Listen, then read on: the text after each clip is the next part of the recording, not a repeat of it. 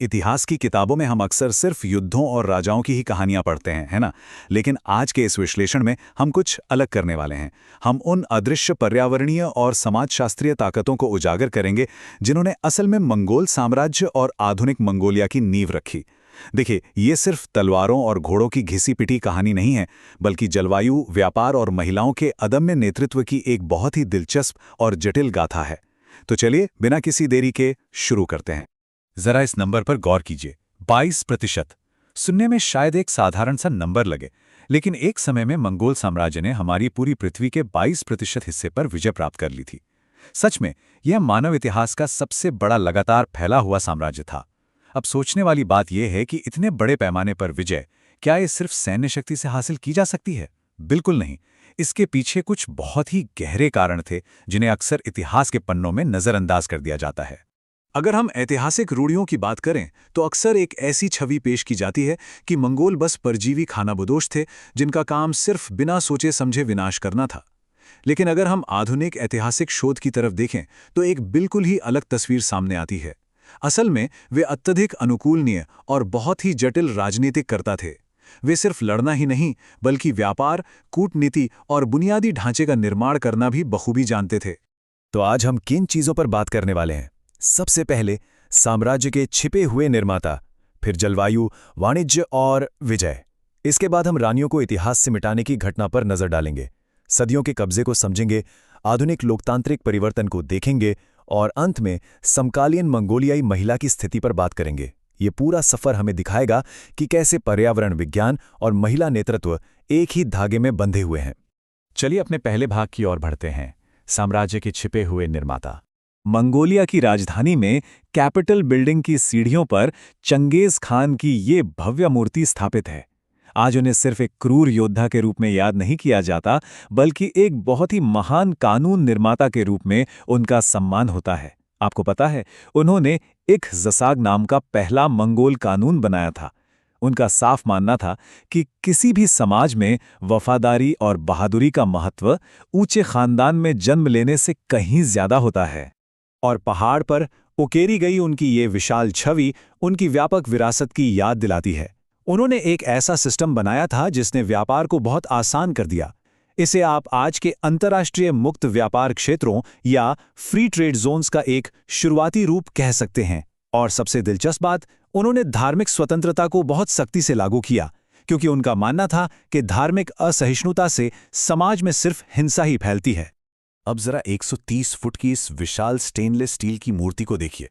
घोड़े पर सवार उनकी यह मूर्ति उनकी असीम शक्ति का एक जीता जागता प्रतीक है। लेकिन इससे पहले कि हम उनकी विशाल सेना और उन मशहूर घुड़सवारों की बात करें, हमारे लिए उन पर्यावरणीय कारकों को समझना बहुत जरूरी है, जिन्होंने असल में उनकी सेना को इतने बड़े पैमाने पर काम करने के काबिल बनाया। और यहीं से हम आते हैं अपने दूसरे भाग पर, जलवायु, वाणिज्य और विजय।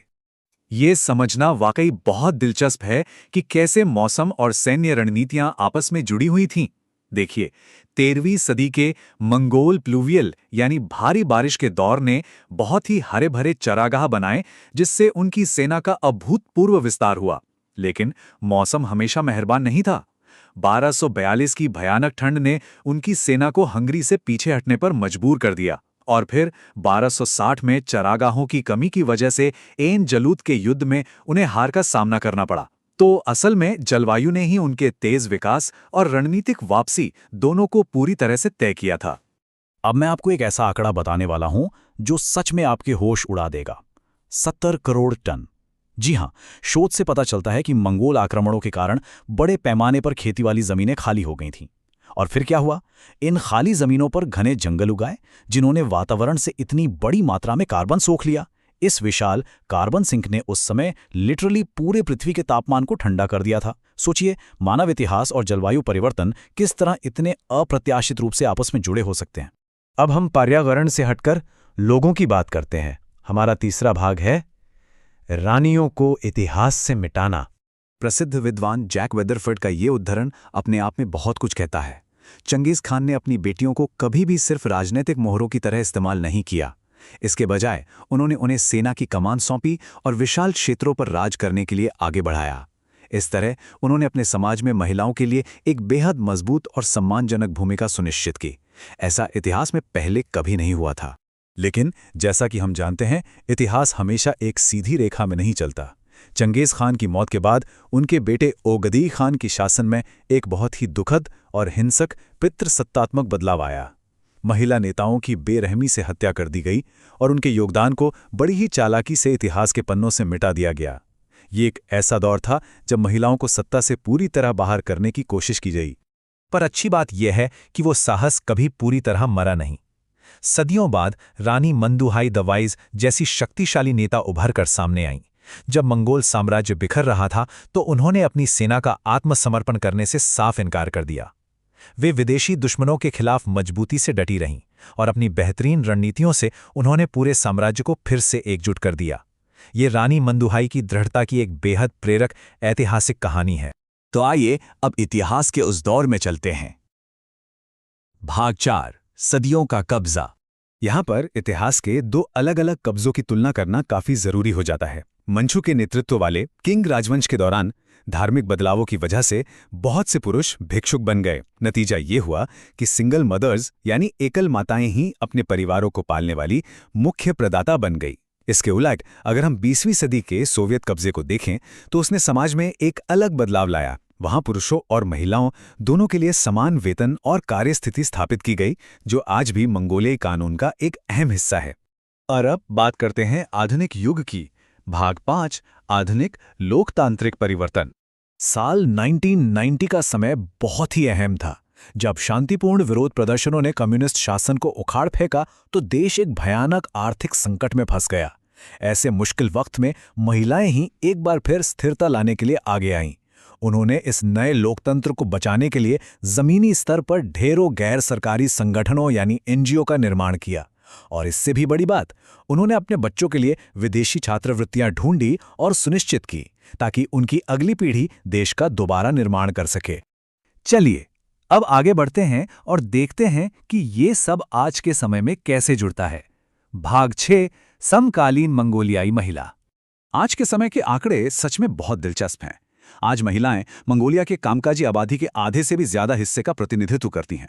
और बात सिर्फ इतनी ही नहीं है, वे देश की कुल प्रशासनिक नौकरियों का 80% हिस्सा संभालती हैं। ये उनके सदियों लंबे संघर्ष और आज के समाज में उनके महत्व का एक बहुत ही शानदार प्रमाण है। शिक्षा के मोर्चे पर भी स्थिति कुछ ऐसी ही है। 1985 से ही महिलाएं कॉलेज जाने वाले छात्रों के विशाल बहुमत में रही हैं।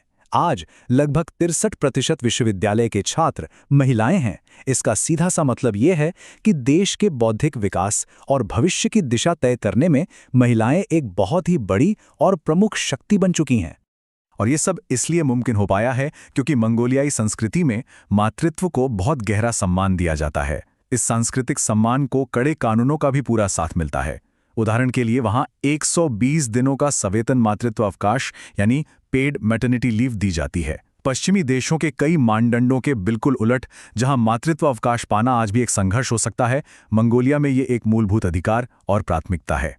हालांकि निष्पक्ष रूप से देखा जाए तो इन शानदार उपलब्धियों के बावजूद समकालीन महिलाओं को आज भी कई गंभीर चुनौतियों का सामना करना पड़ रहा है। उन्हें रूढ़िवादी राष्ट्रवाद और समाज की रग-रग में बसे पितृसत्तात्मक कहावतों से रोज निपटना पड़ता है।